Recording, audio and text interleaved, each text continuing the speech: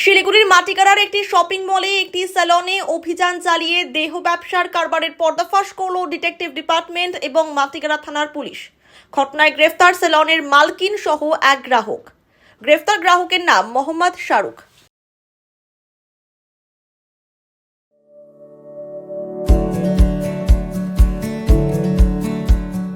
Pampered, not just a hospital, but a mother.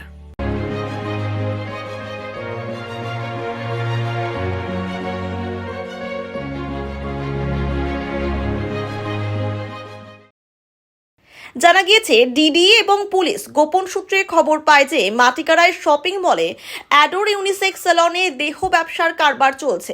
এরপরই সেখানে অভিযান চালানো হয়। গ্রেফতার করা হয় স্যালনের মালকিন ও এক গ্রাহককে। আগামীকাল ধৃত দুজনকে আদালতে পেশ করা হবে। মাটিগাড়ার এই শপিং মলে এর আগেও স্পাইর আড়ালে দেহ ব্যবসার কারবারের পর্দাফাশ করেছিল পুলিশ।